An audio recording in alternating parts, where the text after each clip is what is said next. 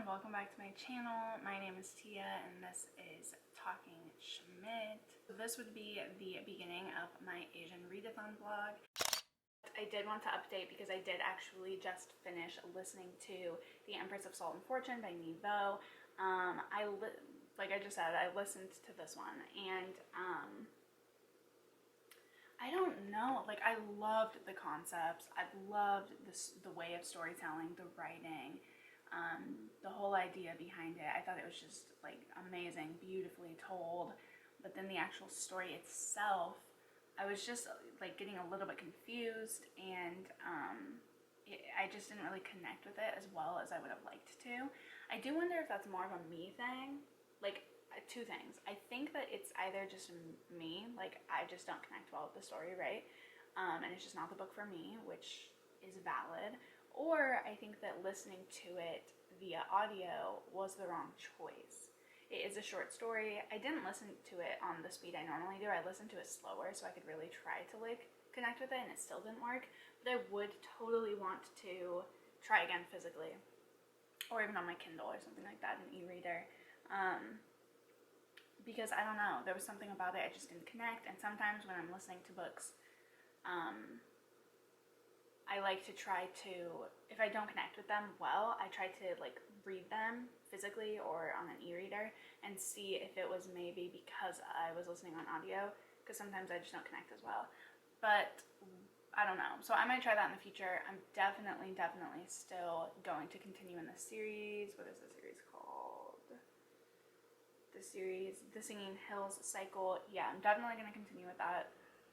Because I did just love the concepts and ideas. I thought they were beautiful and just really unique and like nothing I've ever read before. So definitely going to continue with that. But like I said, I would like to maybe read book one again. I might try to see if my library maybe has like an e-copy or something like that. I think my library is open, so I could see if they have a physical copy. I've just not been wanting to do that at all. So regardless, I did read that, which did count for Southeast Asia. And if you're like following for my bonus challenge, I'm trying to read a book for each challenge. That's a little bonus challenge in itself. And then also each book I read has to be from an author of a different region of Asia. So trying to read from all 5 regions and complete all 5 challenges. For that one, I believe I did the Asian protagonist challenge. I believe that is where that fit into my schedule. I did want to mention really quick, I did find something I think I'm definitely going to read. I'm going to add to my TBR for this month.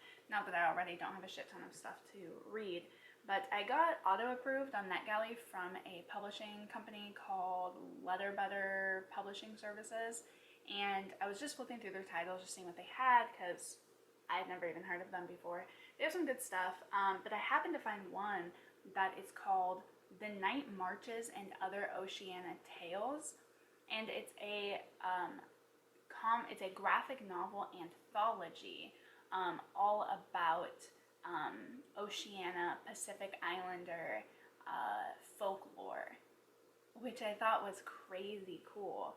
I don't know a lot about that, so it would be really intriguing for me. It's a new take on stories spanning the entirety of the region, with loads of lesser-known myths and legends from the Philippines, Fiji, Hawaii, and beyond, featuring the work of tons of different authors. Oh my god, there's a lot in here.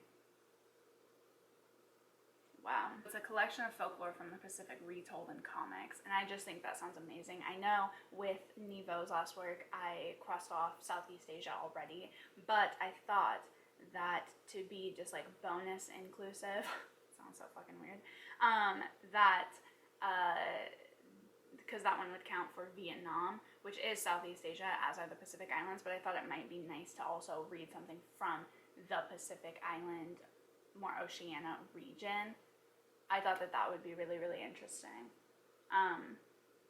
So yeah, or just nice, I guess, because they're very, very different lifestyles. So I thought it would be super cool. So I might add this one just on top, because I had never heard of it before, and I thought I saw it and thought, wow, that would be perfect for the Asian readathon. As far as other reading goes, The Night Diary, which is counting for my South Asian continent and my favorite genre at the moment, which is historical fiction. Girk and I actually started that one. Girk and I always, my boyfriend, always like to like be listening to an audiobook together usually, and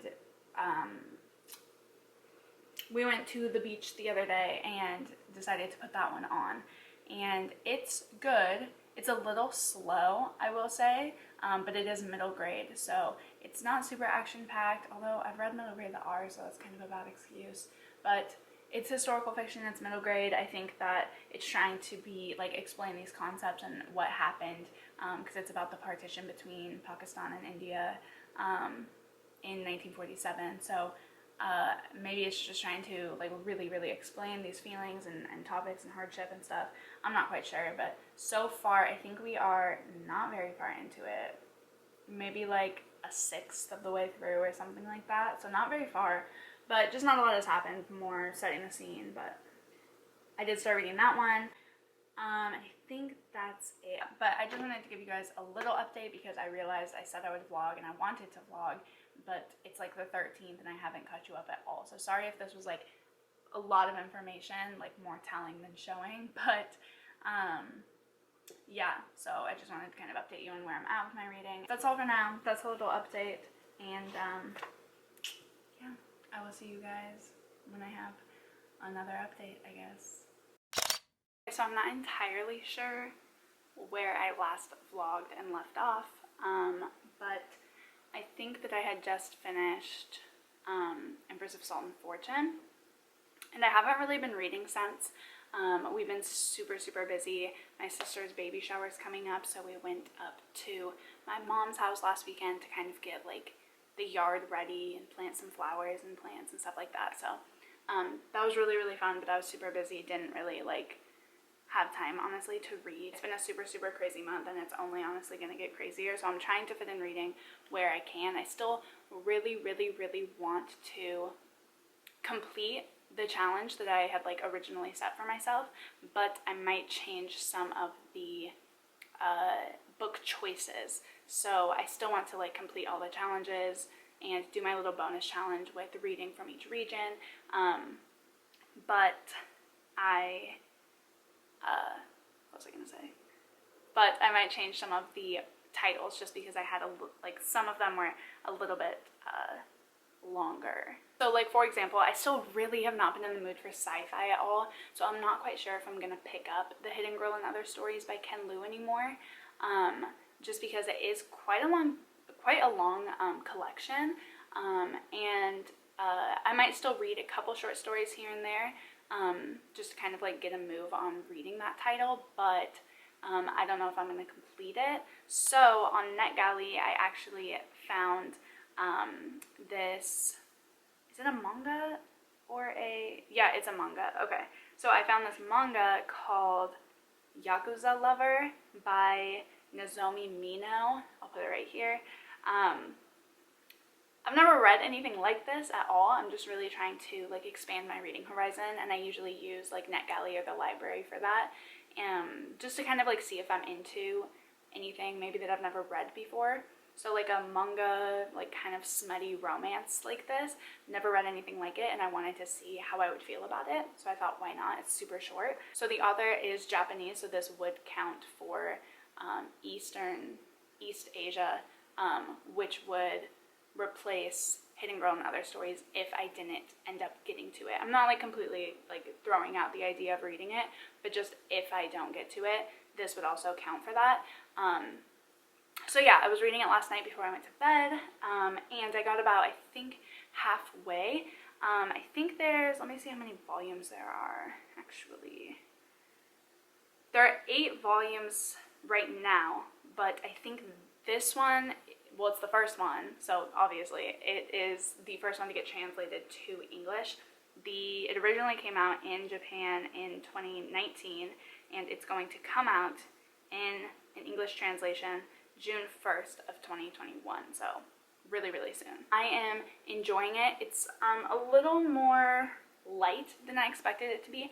I wanted a little bit more density. It's super, super like quick, and I don't want to say shallow, but it kind of is. There's not much depth to it, like I was saying. And I just wanted like a little bit more character development, a little bit more girth, I guess. Girth. I should be careful describing it like that when it's like a smutty romance. But anyways, so yeah, so far I'm really wanting more. And I think I'm actually more than halfway, so I don't know if I'm gonna get that. It's really, really short, not a ton of dialogue, super insta love, and I mean like the second they even see each other, like crazy in love. So yeah, I don't know. So far I'm not like totally vibing with it, but this is the first like romance smutty manga I've ever read, so I don't know if this is how they're supposed to be.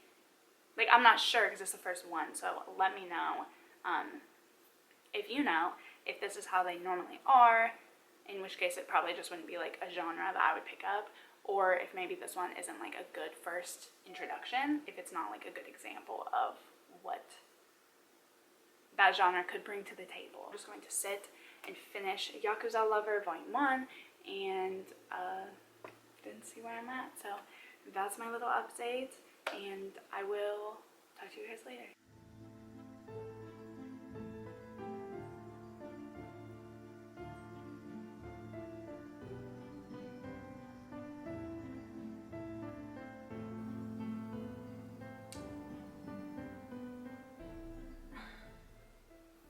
That was ultimately just not for me. It was super shallow, like I was saying earlier, and I didn't like the characters. I didn't like the way it was written. Even the actual illustration style, there were some parts where it was really detailed, and it was more of a realistic style of drawing, and then there were other parts where it was more cartoonish. I'm not quite sure. I'm sure there's an actual name for like that style of art. I just don't know what it is. I don't mind the switch up in art style, but there were parts where like they would be having like an intimate moment, or they would even just be kissing or hugging or something like that, and he would be drawn in a more realistic style and she would be drawn in a kind of like cartoon, more bubbly style, and it felt kind of creepy to me because she would be like this big and he would be like to scale human size, I guess. And so it just felt a little creepy to me and a little off. It almost looked like she was a child, and I just did not like that. And yeah, just overall the writing style I didn't appreciate and I didn't like. And I'm not like completely cutting off like romance manga, obviously, because there's a ton on my TBR that I'm really interested in getting to, but something like this clearly just isn't for me. I didn't really find joy in reading this at all. It was really interesting to just try new genres and branch out, but this just wasn't it for me. So I didn't realize that like the last clip when I just finished the Yakuza Lover, I didn't realize that it was only like 10 in the morning still, because I woke up pretty early today. So I decided before I like get going on like house stuff and whatnot, to just read another graphic novel because I was really, really in the mood to. So I actually decided to pick up The Night Marchers, which is a middle grade graphic novel anthology centering around retellings of Pacific Island folklore, which is super, super cool. I gave this 4 stars because there were, obviously with any anthology, some that I really, really liked and some that I really, really did not. Normally what I do with anthologies is I'll take the rating of every single story and then divide it by how many stories there are to get like a real average. I won't just be like, oh, like in general I felt this way about it. I'll try to see what my actual average rating is. But when I did it for this one, it was actually only 2.75 stars. So I rounded it up to a 4, just because I feel like this is a really important anthology. I thought that there was great diversity in not only the folklore being told, but the art style and and concepts and just the execution of these retellings. And I think it's super important to amplify own voices stories, so I decided to give this a 4-star. My favorites, this is on NetGalley still right now. I don't know by the time I guess if this is uploaded, but it probably still will be because it came out actually in April and I requested this like a couple weeks ago. Not even, I think a couple weeks ago, and it was still available. So I highly recommend this if you're still, or if you like want to read it. My favorites were The Dancing Princess. What else did I give 5 stars? The Legend of the Coconut Tree. Let me see. The Legend of Apalaki and Mayari. Not quite sure. Super sorry. I don't know like the proper pronunciation of those names. And those ones are my favorite for sure. Those ones were my 5 stars. Thought they were really interesting and cool, but overall, yeah, I just think it's really, really interesting, and I do highly recommend this one. So I did read that as well, which is a cool little extra. I just wanted to get something in the Pacific Islands because I felt like I didn't have anything that really highlighted that region as much. So really glad I did that. It's just a little bonus, a little extra, but I love it. I would totally get a final copy of this. So just wanted to update you because I was not expecting to do that, but yeah, it was super good.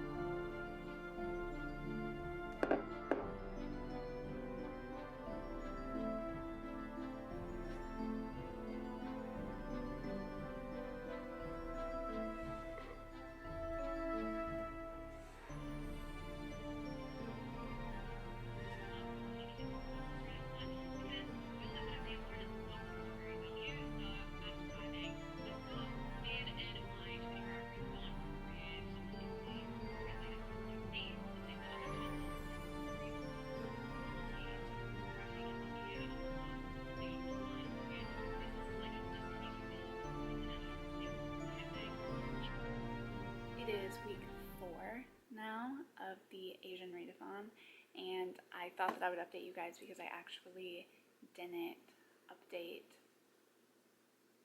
a couple times in week 3 because this vlog's honestly kind of all over the place. But so I did end up reading, hold on, let me go to it. So I did end up finishing the like area for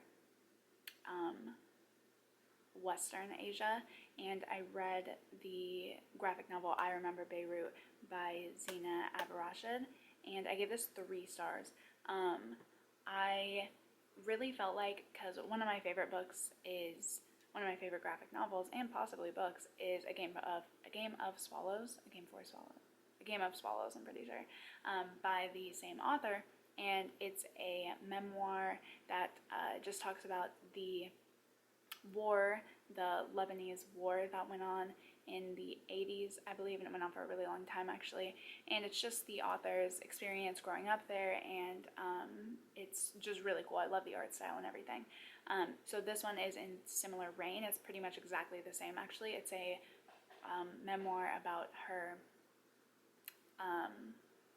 growing up during the war in Beirut, and I really felt like this just could have been like added to A Game for Swallows, A Game of Swallows, A Game for Swallows. Hold on, that's gonna bother me. A Game for Swallows.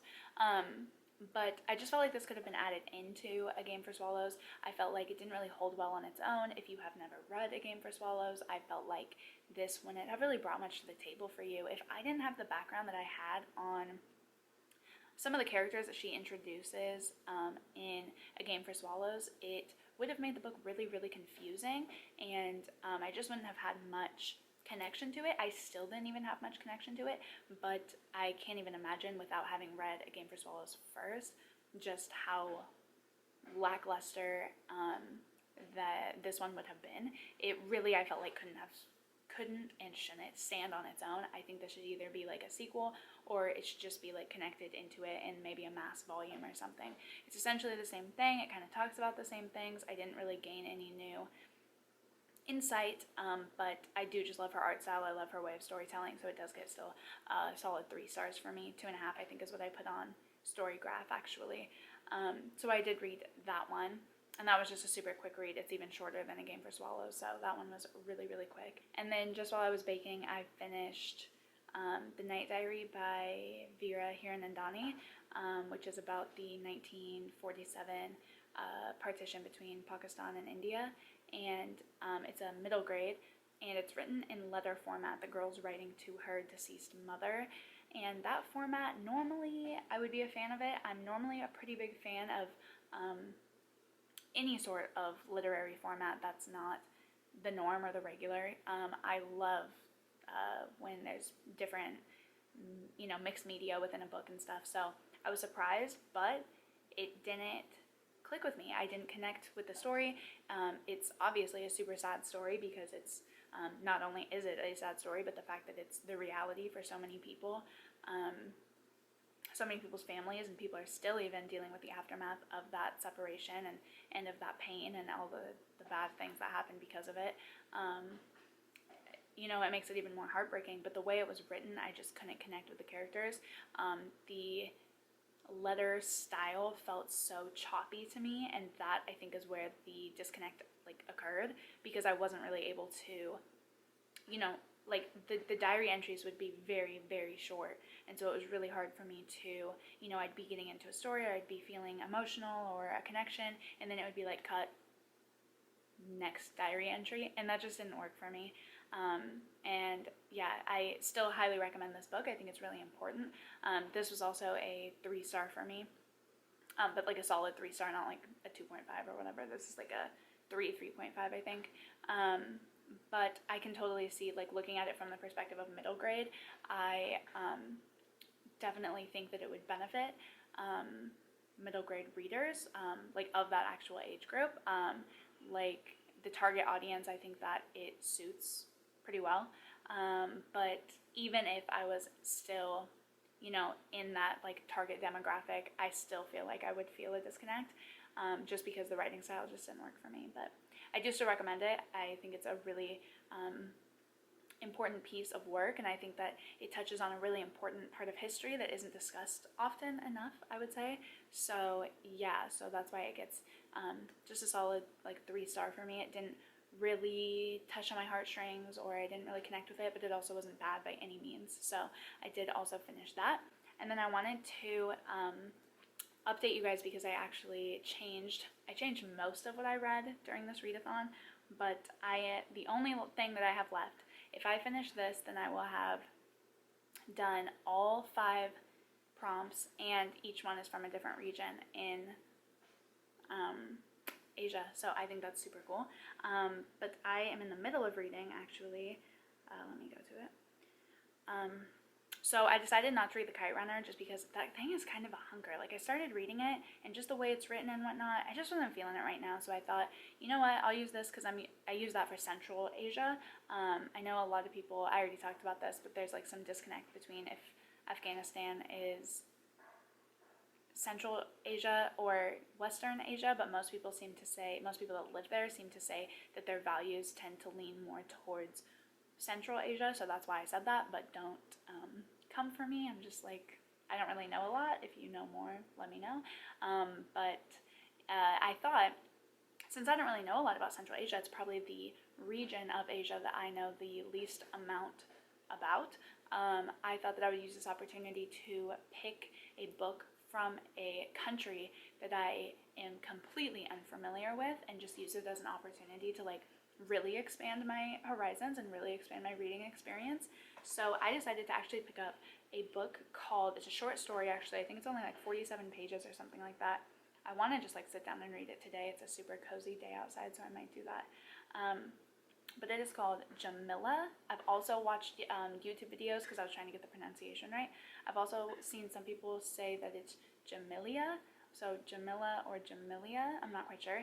And that is by Chinjig Atmatov. Sorry, I'm like totally butchering that. I'm very unfamiliar with like this name, or these names I guess, but I tried to look it up and I'm pretty sure that that's the right pronunciation. He's a super famous Kyrgyz. See, this is why I wanted to read this, because I'm so unfamiliar with this country and life there and pronunciation, language, all of that stuff. So I really wanted to expand my horizons. So he is one of the best known figures in Kyrgyzstan literature. Yes. So yeah, so it's pretty much just like a love story from the perspective of this young guy, between his new sister-in-law, and I'm pretty sure it was this guy who came back from the war wounded. I'm pretty sure that he was in the war and that's how he got wounded, but I could be wrong about that, or I could be misremembering. But so far I really like the writing style. It's a little slow, but it is technically a classic, and sometimes, I'm not saying classics are slow, but sometimes the writing style compared to newer releases, it does tend to be a little bit more slow, and the build-up definitely is like something they really liked to do back in the day. So yeah, I've just been reading that, but then that will be my last one. So once I finish that, I will be literally done with the Asian readathon, and I will have completed all of the challenges, which I think is just really cool because yeah, honestly, like I kind of just set this out as something to do like just for fun. I didn't know if I would actually complete it, but I do feel really good about what I've read, and I do feel like I've learned a lot and found some new favorites, and found some new favorite authors and areas of the world that I definitely want to explore more of. So this has been a really great learning experience. But yeah, I've been talking forever, but I just wanted to update you guys because I know it's been a while. It's like a whole new week and everything. So yeah, that's that. And now I just finished Jamila. It's hard for me with classics because half of me tends to say like, oh, maybe it's just because, you know, the time it was written in or the style in which it was written, or if it's a translated work like this one, then maybe the way it was translated just didn't work for me. But then again, there's classics from like even the 1800s that I absolutely adore and really vibe with. So it's like I'm kind of torn on it. I do think there were some spots that this translation did not benefit the work. There were like even some errors in writing and just word choice that I thought maybe didn't make as much sense in English as maybe it would have in the native language, just because sometimes that's how words are in different languages. So sometimes that threw me off. The actual story itself, I found the writing poetic, and I did think it was really beautiful. The story was weird to me. It's supposed to be a love story. It's I know there's a really famous French author who said that this is the greatest love story of all time, and I just don't know about that. So it's about, I think I already mentioned what it's about, but it's about these two people who fall in love, but the perspective is from the girl's brother-in-law, and he's watching them fall in love. And I felt like that was an odd artistic choice, kind of, because then he is just like, oh yeah, I think they're in love, but then just falls in love himself with like painting again. And then most of, you know, the latter half is about him painting them and being in love with painting. And I tried to look up different, you know, analyses of this work, and I couldn't really find any of that made this make sense to me, even still. I thought maybe, maybe it's metaphorical or symbolism or something like that, and I just couldn't find anything that made it make sense. So maybe I'm too stupid for this book, to be honest, or something, but I did enjoy it overall. I think I would give it, I don't know, I guess I would give it like a 2-star. That sounds super bad, like 2.5 stars, because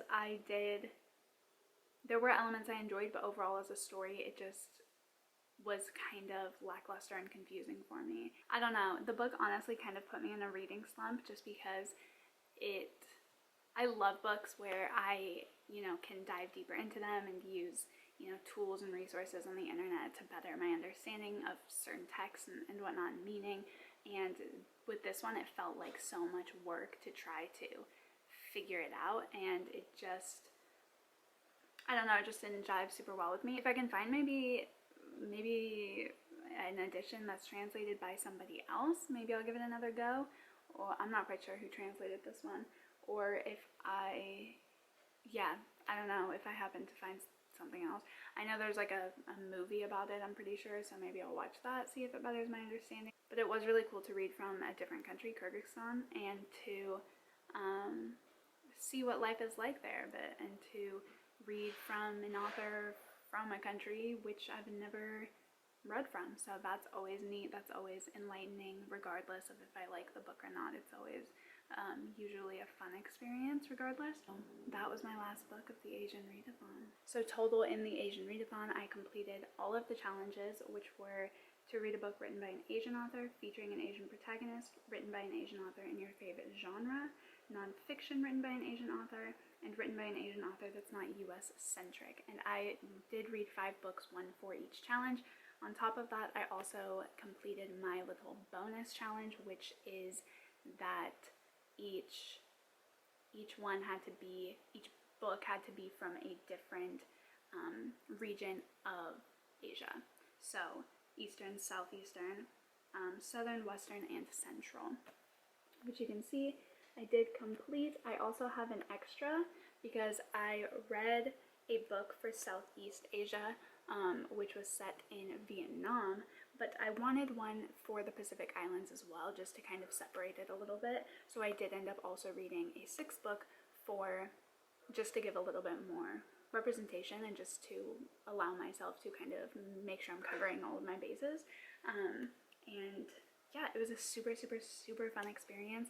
I loved reading from tons of new countries, reading tons of new authors, and just getting to see parts of the world that I've never seen before. I loved this challenge so much. So total, I read The Empress of Salt and Fortune by Nebo, which I gave 3 stars. Then I read Yakuza Lover Volume 1 by Nozomi Mino, which I gave 1 star. Then I read I Remember Beirut by Zina Abarachid, which I gave 2.75 stars. Then I read The Night Marchers and Other Oceania Tales, which is a graphic novel anthology, and I gave that 4 stars. I also read The Night Diary by veryyyyy, which I gave 2.75 stars as well.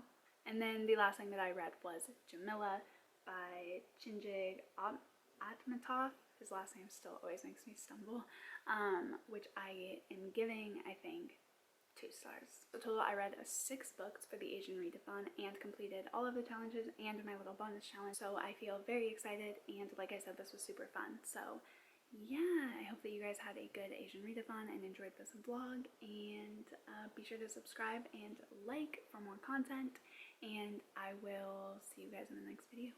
Bye!